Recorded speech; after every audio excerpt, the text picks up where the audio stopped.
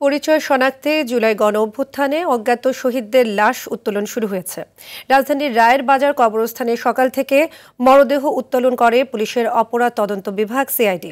সংস্থাটির প্রধান মোহাম্মদ সিবগাত উল্লাহ বলেন, অজ্ঞাত লাশের 10 জনের পরিবারের আবেদন পেয়েছেন তারা।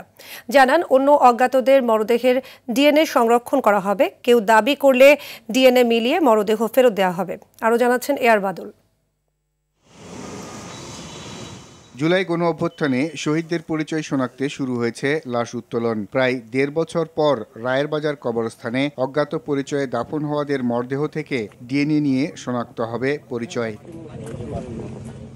এমন খবরে কবরস্থানে ছুটে আসেন অনেক স্বজনরা। নিখোঁজদের পরিবারের সদস্যরা জানান, বহু খোঁজাখুঁজি করে তাদের পরিবারের সদস্যদের পাওয়া যায়নি। মরদেহ ফিরে পেতে এবং চিহ্নিত করতে কবরস্থানে আসেন তারা।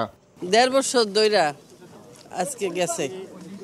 এর মধ্যেই ছেলের লেগে আমি রাস্তাঘাটে পথে কারো পায়ে কম দৌড়ি নেই। আমার ছেলের এই পর্যন্ত আমার কেউ ঠিকানাও দেয় নেই, পাওয়াও দেয় নেই। সারা বাংলাদেশে এই মাফিয়া হাসিনার পুলিশ যে গণহত্যা চালিয়েছিল, আমাদের যাত্রাবাড়িতে অনেক ভিকটিমের আমরা লাশ শনাক্ত করতে পারি নাই। কোথাও খুঁজে পাইতেছি না লাশ।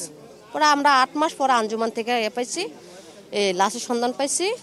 পরে আঞ্জুমান থেকে একটা ঢাকা মেডিকেলে চেয়ে ছিল, ঢাকা মেডিকেল থেকে আপনার ওই শাহবাগ থানায় মামলা হয়েছিল। মামলা করে ওরা আবার পরে কিয়ানো কয়েকজন আঞ্জুমান এখানে দাফন করছে বুদ্ধিজীবী কবরস্থানে। লাশ উত্তোলনের আগে ব্রিফিংয়ে সিআইডি প্রধান জানান, আদালতের নির্দেশে বিদেশি ফরেনসিক প্রতিনিধিদের সাথে নিয়ে তারা লাশ উত্তোলন এবং শনাক্তকরণের কাজ করছেন। আন্তর্জাতিক প্রোটোকল অনুযায়ী হিউম্যান রাইটসের যে জিনিসগুলো আছে প্রত্যেকটা স্টেপ অনুযায়ী আমরা করতে পারবো, যে আমরা কবর থেকে লাশগুলোকে যথাযথ প্রক্রিয়া অনুসরণ করে যে প্রোটোকল আছে ইন্টারন্যাশনাল সেইভাবে উত্তোলন করব। এদের মৃতদের পোস্টমর্টেম হবে, এদের ডিএনএ স্যাম্পলগুলো সংগ্রহ করা হবে, প্রোফাইলিংগুলো নিশ্চিত করা, আবার সেই সকল ধর্মীয় ভাবগাম্ভীর্য সবগুলো রেখেই আমরা তাদেরকে আবার রিভিউরিট করবো আমরা। এটা হচ্ছে প্রসিডিউর। প্রখ্যাত ফরেনসিক বিশেষজ্ঞ লুইস ফন্ডে ব্রিডার কার্যক্রমের বিস্তারিত তুলে ধরেন। আমি বিগত 3 মাস সিআইডির সঙ্গে সমন্বিত কাজ করছি। শহীদদের পরিচয় শনাক্তকরণে আন্তর্জাতিক নিয়ম মেনে কার্যক্রম চালানো হবে। লাশ শনাক্তিকরণে কিছুটা জটিলতা থাকলেও আশা করছি সিআইডির সঙ্গে দ্রুতই তা সম্পূর্ণ হবে।